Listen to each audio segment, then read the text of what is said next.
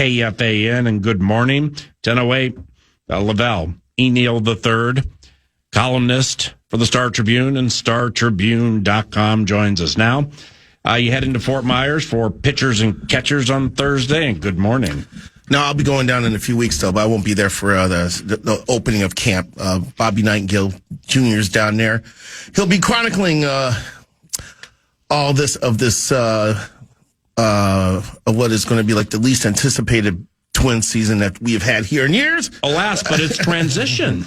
It's transition time. From what to what? New manager. Got manager. Got minority owners. That's the transition. I didn't say whether it's compelling or not. But bills are paid. Hooray. For you? New GM. Oh.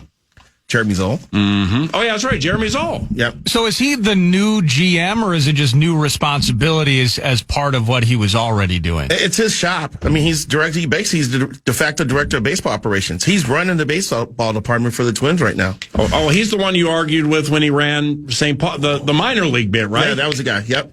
Oh, that's right. Yeah. So that sounds like it's starting off well. But yeah.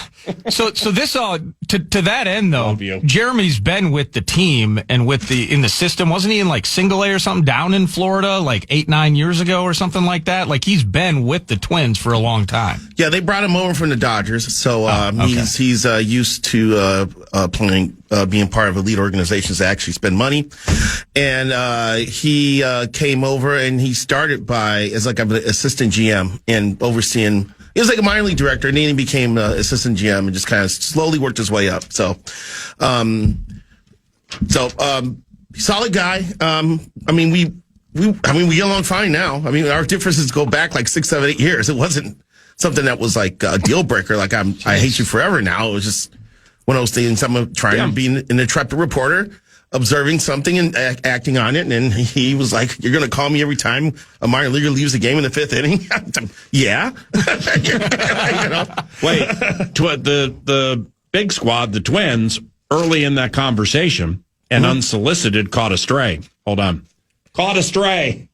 Stop! Early in that conversation. Why'd you do stop? The Twins got a sidewinding roundhouse there when you're like a team that actually spends money. Yeah. Like last week. Insinuating something? When Mike Conley got traded, I said something like, what are they doing to all of Barrero's weekly guests? Adam Thielen gets traded. Mike Conley got traded. Joe Ryan's offering to come on 5 days a week. If I'm not mistaken, there's a stretch there with Twins people appearing on your show where you and Dubé were getting like waxed the next year, right? Oh. It was like Denny Hawkins was like last year with the Twins and he was gone. And define getting waxed. Like within a year, they're not with the team anymore. Yeah. Oh, yeah. No, that was happening. There's no doubt. But it had nothing to do with the radio show. It had to do with lack of productivity by said individuals. I thought there was a joke going on for a few years that there was a curse of whoever was a guest on your show was in danger of losing their job. Man, I don't know. I'd have to go back 20, 21, 22, 23, 24 years ago. You mentioned that night we walked into Bunkers with Dubes, and Julius was singing who sang Can't Get Next to You? Can't Get Next. Temptations? Yeah, the demo before. Can't Get Next to You, Babe. Yep. And then he sees us three walk in, and he changes it to Can't Get Next to Do, Babe. Can't Get Next to Dubes. Can't get next to Dubes. I mean, just right. That is Temptations. I took Nordo to the feast, whatever you want to call it, Sunday or Monday night one time. He had never seen it. Sunday night. And they did Curtis Mayfield's Move On Up. I mean, my man was mesmerized. Are they still playing there? Yeah, I think so. Yeah, I went a few times during the summer. I haven't been in a little while, but Julius. I've seen. We've all listened to a ton of music and all of those things, but being close to musicians, I get to. Isn't it sweet? I get to chat with Hawk every day, longtime musician. Julius is one of the most talented musicians that I've ever met. Mm-hmm. And when he hit us with Stevie's Maybe Your Baby, just, oh gosh. How much would Nordo have liked it back in the day at the Caboose with Julius's band Greasy Meal and Forgiveness? Yes. And Funky Town. It was packed in there. Their rendition of Funky Town is outstanding. You're right. It is. I forgot about that. Elite. Yep. But like when we would walk in, let's say when I first meet you, 98. So 98, 99, 2000, they, it'd be 3/4 full. They'd have that little chill kind of instrumental acoustic set, and I knew that I had found the right musical town and the right musical place. When I walked in there in 1998 or 99 without you, and I heard Sly and the Family Stone's "You Caught Me Smiling" again. I'm like, that was pretty good. Nobody but me knows that song. How do they know that song? And they're doing it on a stage. It was unbelievable. Yeah, Nordy, it was funny because the first time I met Paul, like in person, he started talking to me about greasy meal, and I was like, this guy wants me to meet him for breakfast? I was like, what's he talking about? I couldn't believe it. I could eat. And then you roll in. First time I take Wobble, and the first song we walk into is Roger Troutman and Zapp's "More Bounce to the Ounce." Yeah. More bounce. There's a good cast of characters there on the... Oh, yeah. Spicy T when he would rap. Yeah, but just among our crowd, be interesting folks. Oh, it was great. That Hunting Gal used to show up. Remember Hunting Gal used to show up and Dave hang out? Walzek, God rest his soul. Yes. Yeah, man, those kind of were the days. All right, 10:14. Let's marathon it. 10:14 with Wobble, columnist, Star Tribune, StarTribune.com. This USA curling team, you touched on it last week. Yep. I mean, you're just all over this thing, aren't you? Yeah. I mean, well, the entire 11-person curling contingent is from the state of Minnesota. Yep. You got Team Casper, which is based out of here. Danny Casper and Ben Richardson live together in Richfield. Luke Violette lives in Richfield, and Aiden Onenberg lives in Richfield, and Luke Violette lives in Eagan. The Peterson sisters are from Eagan. They start tomorrow. Corey Teese and Corey Dropkin are from Duluth. So, the Duluth Curling Club was packed yesterday for the gold medal match in mixed doubles curling. So, and Corey Teese is on Team Peterson. And they've pretty much loaded up their team to make a run at the podium this year because this is Tabitha's third appearance at the Olympics, and she wants to podium now. So they brought in Teese, who used to be a skip. She used to lead her own team, and she's the third now, and brought in another Taylor Anderson Heidi, who grew up in Philadelphia but moved to Minneapolis. And that's the funny part. This is like the curling capital of the United States. Yeah. And let's see, Danny Casper, Corey Dropkin, Taylor Anderson Heidi, Luke Violette, and Ben Richardson all grew up out in other states and moved here for the express purpose to get the curling game on. Jeez. It worked. They started curling because Dropkin's from Massachusetts, Casper's from New York State, Briarcliff Manor, wherever that is, and they both came here. And Danny Casper's comment was he came here to curl with us side of college because he graduated from the University of Minnesota. Right. And Ben Richardson grew up in Miami, went to music school in Cleveland, learned how to play the cello, then moved to Washington State, and now he came here to get his curling game on. Wow. And his buddy Luke Violette came with him. So that's how big curling is in the state, that other people are coming here because they know if they want to take their curling to the next level, they got to come to Minnesota. That's some deeply rooted knowledge right there. Yeah. So I would imagine through all of these conversations you've had with the Olympic curlers, the strategy and just like everything that goes into how you win, other than what's it called, a stone? Yes. Stone, rock. Yeah, getting that rock in that stone right there. I joke that's the only sport you can throw a rock at a house. So, what's some of the strategy that would be under the radar? Well, you look at how the rocks are in the house. What should they call it? The scoring circle, the 12-foot. The bullseye. The 12-foot, the 8-foot, and the 4-foot. And you think that they should just go for the button all the time. And no, that's not the case. It's kind of just some chess involved. You have to set up shots. You have to think 2 or 3 shots in advance. So even though you may be playing a stone out here that's not center and maybe at the top of the house, not lined up with and that could be like a guard to set up something later on, you know. And there's a lot of strategy because the last team has whoever has the last shot. Last change. They have the hammer. It's called the hammer. So knowing that you have the hammer will allow you to kind of set up shots and put you in a position where you can score a lot of points with that final shot. Setting up, placing stones in different areas of the house. to score the most points. There's takeouts. What's the purpose of the broom? The sweeping motion allows. Oh, first of all, it's not regular ice. If you try to throw a stone on like an NHL ice sheet of ice, it's not going to go anywhere. Oh. The way the ice is prepared, it's pebbled. It's pebbly ice that allows it to slide. So the broom allows the sweeping smooth out the pebbles then, or the sweeping. Usually it's reverse. Makes it helps add curl to the stone or keep it straight or make it go faster or farther. Cow. So, did you get down in the position and throw a stone, throw a rock? I can't hold a lunge that long, and I don't know if I can get up out of the lunge position. Okay. Now there's a brace you can use to help steady yourself while you're shooting, and it can help you get up. But the crazy thing is too, like so many one-liners I'm leaving on the table right now. Just go ahead. So now you see when someone is shooting the stone, you see how they pass. There's a line on their side of the ice, and there's a line before the rock gets to the house. It's called the hog line. Hog line. All right. So what are we doing here? They actually have stopwatches, and they time how long it takes the rock to go from hog line to hog line. So when they're strategizing, they'll call it the number 12. Yeah. And that's throw the stone, so it takes 12 seconds to go from line to line.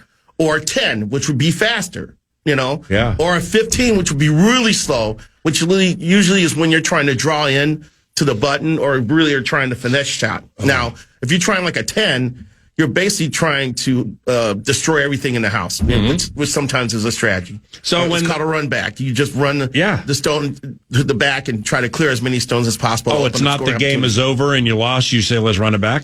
No, sorry, that's basketball, dog. So when it's men's curling and the first guy is set to lunge, is it he who casts the first stone? I always love that. That's called the person's called the lead. Oh, the lead. Yeah, it's called the lead. It's then it's the second person is called the second. The third's the third, and the fourth person is usually the head of the team, the skip. And the skip is the one that sets up the strategy and pretty much tells make sure this shot needs to go here. Yeah, the Kruger.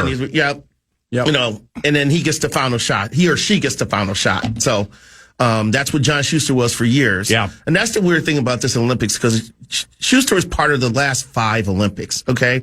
He won a bronze. Wow. He won a bronze with Pete Fenton in like 2008, I want to say. Does that add up here? 22. Better than the U.S. hockey team. 10, hasn't won a gold since 80. Yeah. So he won a bronze with Fenton in 06 and then won a gold skipping his own team in Pyeongchang in 2018. Yep. He's a legend. And that's the place you were quarantined for a week. No, that was Beijing 4 years ago. Yeah. I'm having flashbacks to 4 years ago watching all these events. Abbott's having flashbacks on the phone bill to the hotel 4 years ago. I know. Guardsy just won't get off of that one. I had no idea what it was costing them that much. KFAN. That's what we do. We beat bits into the ground for quite some time. You guys got money. Look at what's going on in this floor, all this construction. Updating this, building that, adding this room. That's one way to look at it. Our computers still use Windows XP, so we've found ways to squirrel away some savings for a renovation. Half the staff still on AOL. Oh wait. So I mean, I was like dreaming. I said, man, if we do send someone to the Olympics, it'll be great to go to the Olympics in which it's not during COVID, so you can actually get around the city and engage with people. I was driving here, listening to Parker Fox talk about. Restaurants? Yeah, restaurants and stuff. It was like, we didn't have that 4 years ago in Beijing. That's right. It was like, you go to the media dining room, you couldn't go out among the people and mingle, couldn't go to bars, and were they even open? If they were, we weren't allowed to go. Right. We were. You were still getting even tested just to even get into stuff, right? We were tested every morning. Wow. Then we tested once a day while we were there. The nose swab bit? No, they did the stick down the throat until you gag test.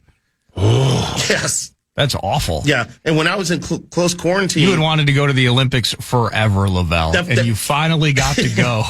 I mean, what an L. And that first week when the idiot in front of me on the plane ride into Beijing tested positive upon landing, and I got thrown in a close quarantine, close contact quarantine for the first week. Oh, wow. I had to do a 6 a.m. and a 6 p.m. test. I was like, come on. You got food to your room, though, didn't you?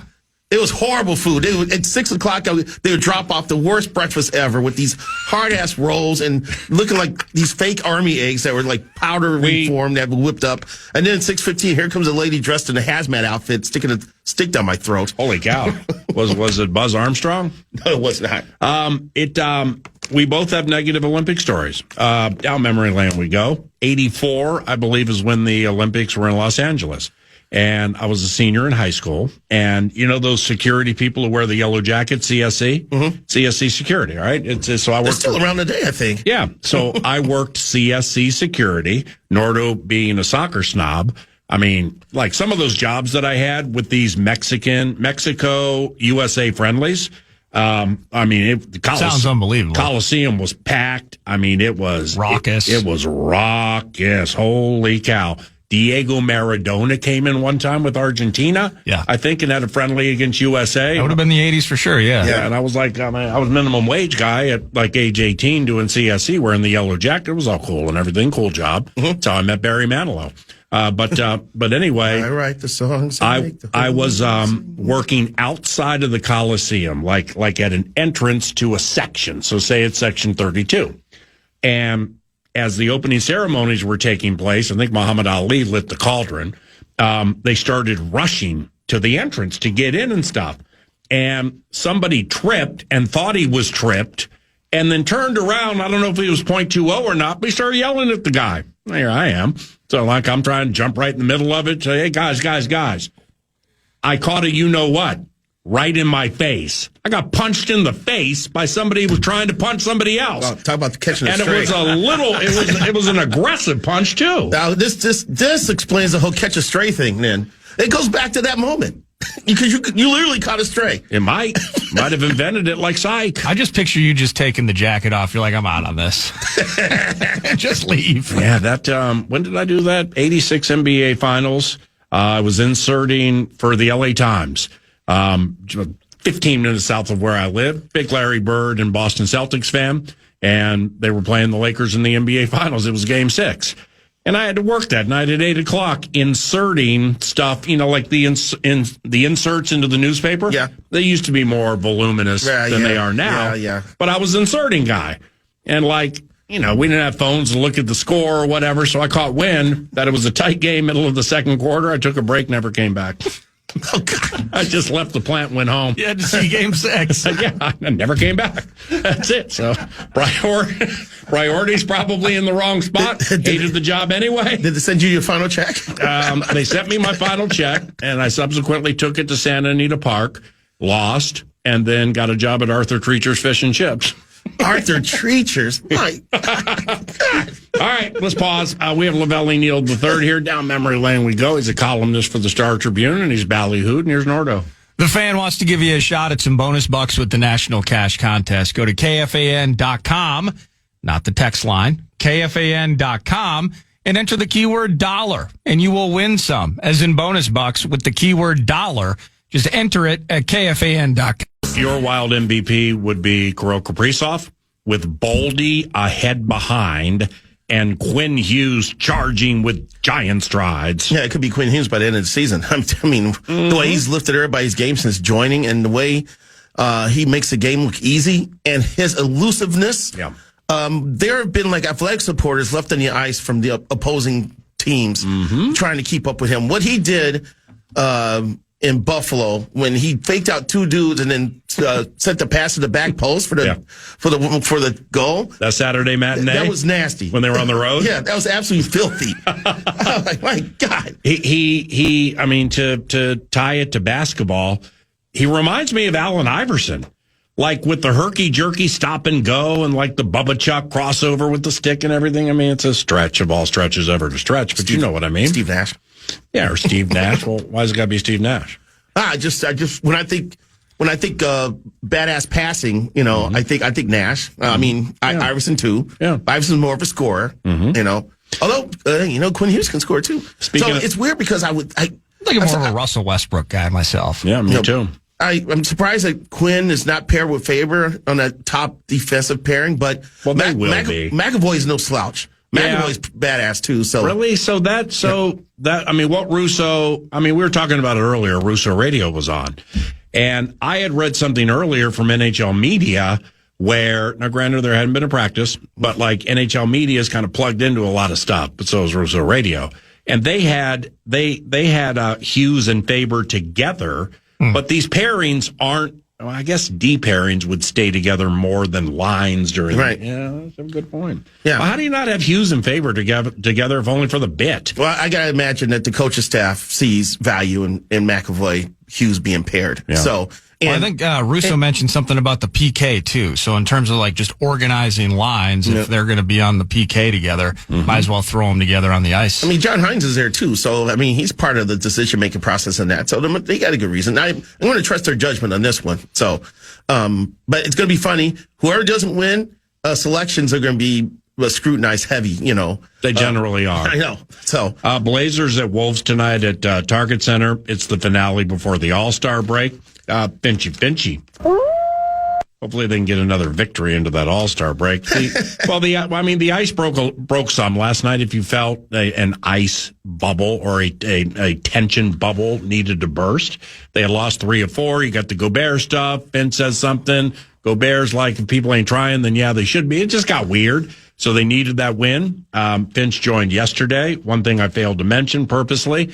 They killed an Atlanta squad without probably its 2 best players. Well, Jalen Johnson is MVP candidate. Dyson Daniels is a fantastic player. Good player. And you know, especially with defense, and he didn't play either. Now they get the Blazers tonight. They're going to catch them without maybe their best scorer, one of their best 2 scorers, Shadon Sharp. Don't know if Avija is playing, but it should be a winnable. He's a nice player. Should be a winnable game tonight. What do you think of the How? Yeah, I'm just glad we're here at the All-Star break because I refuse to get emotionally distraught over this squad. I feel like this has been happening every year for the last 3 years. This year it got a little hotter. Where we've had these maddening stretches where they're playing crappy basketball against bad teams and losing and you know, and every year I think there's a game like the first half of the season where we know what we're supposed to do. We know what we're supposed to do. Coaches got the plan. We got to follow. We just don't follow it. We don't listen to coaches. We're not doing it. You know, I feel like I hear that out of him once a year. Yeah. Anthony? You know, out of Ant. That's earlier this season when he was like, most of the time we don't listen to the game plan. Yes. But when we do, we're pretty good. Yeah. Exactly. I'm like, whoa. I hear it. So now, you know, it's so self-destructive. I just think, you know, second half teams start taking things more seriously. Yeah. And we'll see a better basketball. We'll see a more consistent performance. And it's not even the second half, man. After tonight, they only got like 26 left. Yeah, I know. So I mean, I just feel like they do this to us every year. You know, so I'm not going to get emotionally distraught over watching this team play and listen to the machinations and having someone be. They need to sign Mike Conley back as soon as possible because apparently he was like the main team psychiatrist over there. So, all love to Conley, but we still had these issues when he was here too. Yeah. So I don't know. I mean, again, they're a game and a half from being in the 3rd spot. You think about last year where a half a game or a game separated, I think, 5 or 6 teams in the standings. This is preposterous. There was one loss last year when Edwards didn't play at Utah. Oh, yeah. Because he got that max technical foul thing. Yep. And they lost that game by a point. And it's, against a terrible Utah team. If Ant plays, they win. And then that means they get like home court advantage and throughout the or most of the playoffs or something, you know? It's razor thin is what it is. Hey, we were low key discussing NFC North free agents yesterday, or within the last couple of days, with your squad, your beloved squad, Kevin Byard. All right, Kevin Byard the third, maybe. Yes. I mean, Nordo, you know, because I'm like not necessarily like pounding the Formica to get him here. But nevertheless, yeah, quality player and kind of the anchor to that defense, quite honestly. And then Nordo hit me with the age bit. He's like 32 or something. Yes. But he's a nice player. Do you think he'll come back? I think one of the safeties is not coming back. Either Byard or Brisker isn't coming back. I'd rather have Byard. What about you? If I was the Bears, I'd look at keeping Byard for a couple more years. Brisker's a lot younger, but he's a little dicey against the pass. Yeah, he's great as charging down and getting into the box and Big stopping time. the run. Yeah, he's great. Like Adrian Amos used to be when he was really good with the Bears. He's great at sniffing out screenplays and crashing the party there. Yeah, in terms of pass defense, no. Plus, there's still times when he makes business decisions out there. when he's trying to tackle people. Really? Like during games that matter? Yeah, he was fine in the playoffs. He stepped up in the postseason. He did. But during the season, Brisker? There's still times. Brisker can hit. Yeah. There's still times where he passes up on some things. I mean, he's 6 years younger. Yeah. What about Nashawn Wright? You guys had him. You could have had him. You could have kept him. That wasn't the question, damn it. I ain't trying to sign Nashawn Wright to the free agent deal that maybe your team gives him. But I was joking with PA yesterday. Like, it's so crazy. This is a guy, I think we got, was it in the Booth trade? Andrew Booth, maybe from the Cowboys? We had him for a cup of coffee and then he moved on, something like that. Yeah. I think you're right. The market value per spot rack / spot track, and some of this is arbitrary, some of it's probably just position based. I don't know how to pronounce that website either. $16 million, Nashawn Wright.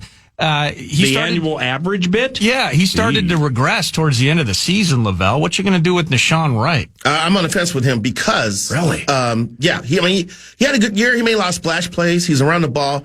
But when I first started covering the Twins, Mari Cordoba was among the league leaders in outfield assists. And it wasn't because he had a cannon and was gunning down people all the time. People didn't believe in him, so they ran on his ass all the time. And it just happened to be because of volume. Mm-hmm. If you watch Nashawn Wright, they still go at Nashawn Wright. They do? They still go at him. So even when Johnson...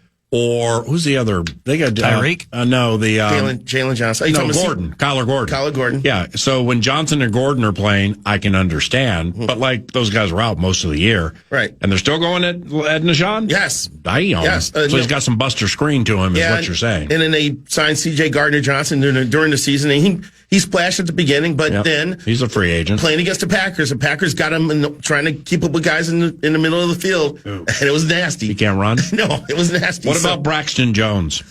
The Bears may need him to start left tackle next year. Ozzie Trapilo, their second round pick, will not be ready at the beginning of the year.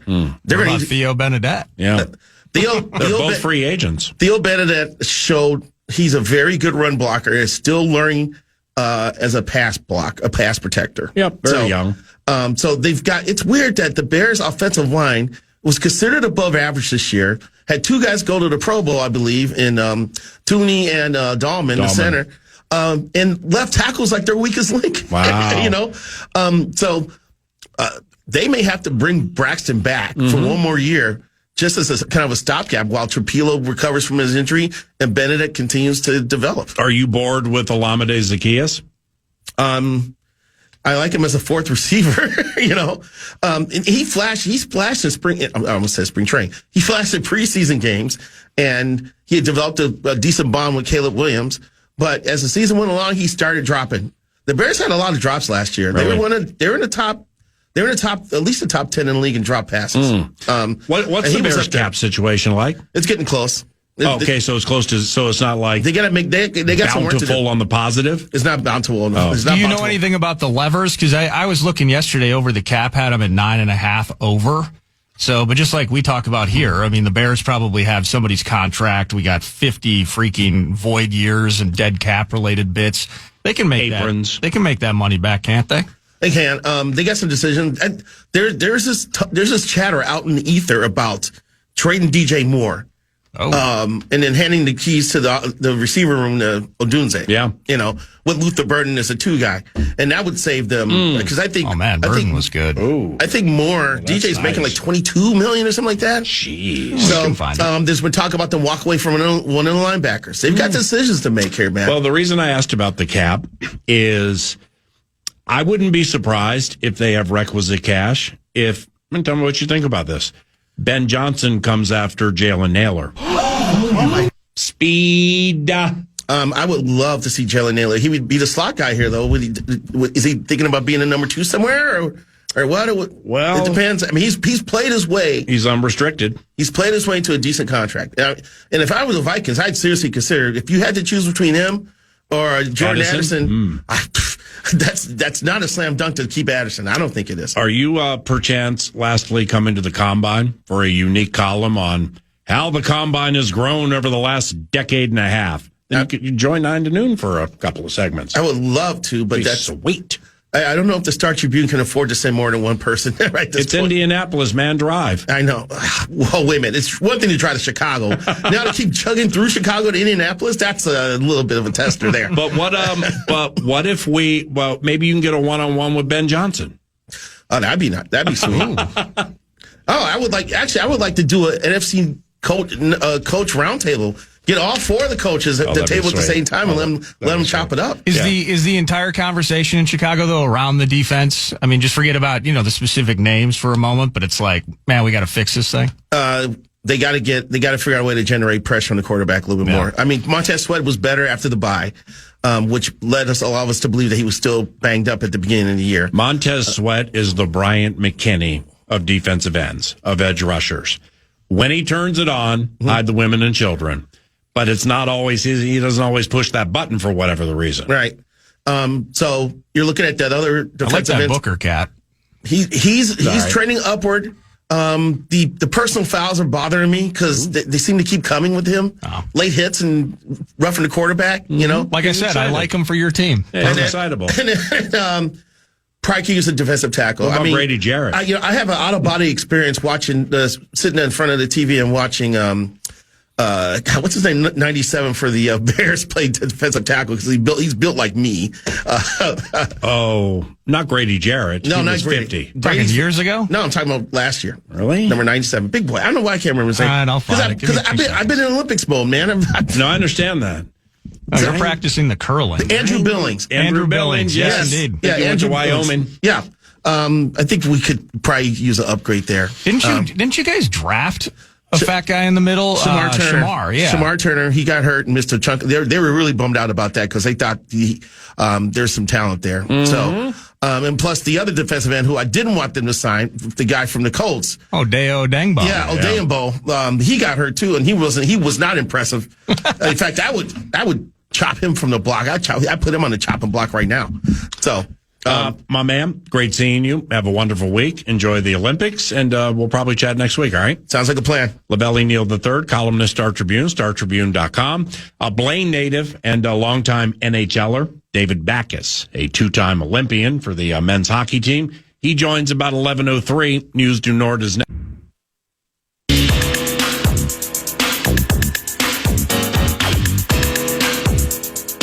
Before we get to News du Nord, I have this for you. We all had that one teacher who believed in us. Show your gratitude with Thank a Teacher, powered by Donors Choose. Nominate a public school teacher to win $5,000 for their classroom. This week, we want to give a shout out to Emily Larson. She teaches at Stillwater Area High School. You can nominate a teacher to thank today. Go to iHeartRadio.com/teachers. And thank you to The Casino at Canterbury Park, CanterburyPark.com, for bringing us News du Nord. Feeling the felt all year long. Poker, blackjack, and table games, live events. They had snow cross. They got all kinds of cool stuff going on. And that's until live racing kicks off in the spring. So CanterburyPark.com is the spot to go. Timberwolves' final game before the All-Star break. They handled the Atlanta Hawks the other night, $138 to 116. You mentioned it, PA. They were without Jalen Johnson and then Dyson Daniels. Weird thing about this team, you and I probably both noticed this over the course of time, that these Wolves, defensively, you're locking down. They're playing an underman group. Nickeil Alexander-Walker had a nice night, 23 points on the evening. We kind of let guys go off. It's kind of like you had Kawhi with 41. CJ McCollum looked 10 years younger the other night. We've seen how this team handles or doesn't handle Luka at various times. It's just interesting to see, the way these kind of score lines go in various cases.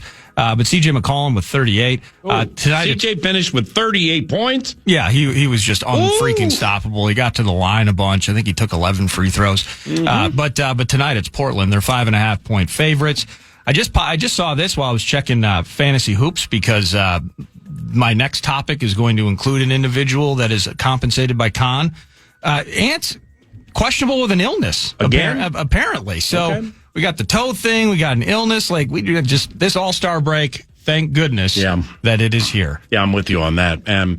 It's in watching a fair amount of the league, things over the last week and change. They've gotten really testy in a lot of games. Oh, yeah. All right. So you had Naz Reid and your guy Mo Gay. they it was an NBA shoving match. So it didn't escalate to anything. Charlotte, Detroit went off the rails. Oh, you want to hear it? Yeah, that thing went off the rails. What do you got? Well, this is the TV copy, but I was going to bring it up because Isaiah Stewart was not going to let Jalen Duren have all the fun. Here's part of the TV copy. Clearly, fouling is not a problem for a good defensive team. And Duren is fouled. Oh, Diabate! Wow! And Moose is upset. All right, so we got front left. Moose is really upset. Oh, punches. Everyone's off the benches now. I have never seen Musa Diabate like this. Okay, everything's starting to chill. Everything's fine. Uh-oh. Oh, there's a side fight. Yeah. Miles Bridges! Miles Bridges escalated it. Now Miles and Duren and Beef Stew! Big Stew! This is out of control. Oh, wow. Insanity ensued on the court in Charlotte. Who was it for the Phoenix Suns that Isaiah Stewart had a problem with during the game? Oh. And then out by the buses. Eubanks. Drew Eubanks. He broke his jaw. I couldn't remember if it was Jock Landale or Drew Eubanks, who quite honestly may be the same person. It might be. And Stewart walked up to him and punched him in the face. Yeah. And Eubanks laughed. Apparently there were He just laughed at him. There were 6 words that were exchanged. So this had to be something that was brewing. Yeah. And Stu just rolls up to him. Up, up, up. Okay. Just smacks him. Out by the buses where they're going to the airport. So, what do we got tonight? Sharp's out. Avija, he hadn't played in like 2 weeks. I don't know if he came back recently. Avija's a very, very, very nice player. Oh, he's fantastic for them. Super underrated. Why? Because he plays in Portland. Do you think he's a box scorer because of Portland? No, because he was good with Washington, and he was part of it. No, he's an emerging player. I think Drew Holiday just came back. Yeah. Skeletal remains of Robert Williams plays every so often. Yeah, Klingon. Donovan Klingon, but he can't score. So, what's going to get us? Simons is with the Celtics. What's going to get us tonight if something gets us? Oh, that's right. The only thing that can get us. Yeah. Us. Yeah, well, And Avija is going to have 30 points tonight. So now we got to stop. We got to stop Holiday. Is Shaedon Sharpe healthy right now? No, he's out. They still got your guy Scoot. Oh, Scoot Henderson just came back, played a couple of games. So Scoot could be in the mix. Yep. Jeremy Grant, one of my favorite fantasy 20 and 7 type players with a couple of threes in the mix. 0 assists, frankly, and no defense. So that'll be Wolves tonight. All the fights, and that's effectively what I have for you. Is we've hit on the women, the hockey team waxing Canada as they did yesterday. Mixed curling. Sadly, they fell to silver, but still, they're on the podium. You dig that. We're watching Slovakia and Finland get after it on the ice as men's hockey's underway. You're checking out that you have the 2-man luge on your TV right now. That's your favorite Olympic event. Well, what happened to Slovakia, Finland? I don't get how the Slovaks took a 1-0 lead and then they went to break, and I'm like, all right, let's see what these 24 NHL players can do for the blue and white. That guy that scored, by the way, they came back, and it's your favorite event, the 2-man luge. Courtesy of the text line 64686, where people are sending the hourly keywords instead of KFAN.com, which is absolutely brilliant. The guy that scored for Finland, he's last year's -- number 1 overall pick in the NHL to the Canadiens. Ooh. So they have I think they have only 7 or 8, or Slovakia. They only have 7 or 8 NHL players on their team. Heavily undermanned in that regard by the tallies, but they got a number 1 overall pick, making memories for the Slovaks. Well, the Latvian team that we play has 5 NHLers, but really? Russo Radio pointed out, unlike with women's hockey, things get lopsided A1 in a hurry.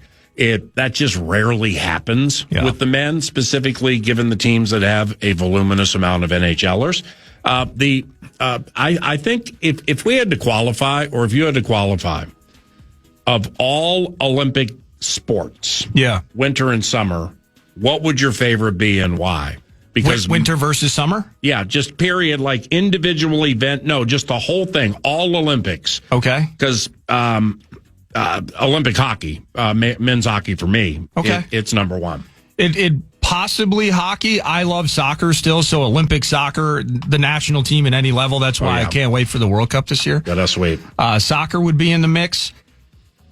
Gosh, it's actually difficult because we have Lavelle in here talking about. I mean, how about Lavelle? I mean, just from like covering the Twins days. Now he's a columnist. He gets to flex out a little bit. Yep. Sitting down here explaining the game of curling to us like a freaking scientist. Yeah. Yeah, I'm gonna say Olympic soccer. Olympic soccer, I absolutely love it. Basketball would be higher if there was any competition for the red, white, and blue. Well, in recent, France. Well, that's right. France was no speed bump. I mean, they provided significant competition. Oh, they led late. Hasn't Australia been pretty good at times? I don't know. There's like a freaking hoops revolution in France right now. We're seeing it in the draft and in the league. Does Ricky Rubio play for Spain at age 45? I guess we'll have to wait till the summer games. We have to wait until the summer games. Speaking of the Olympics, two-time Olympic hockey player and Minnesotan David Backes. He'll join 9 to noon next on KFAN.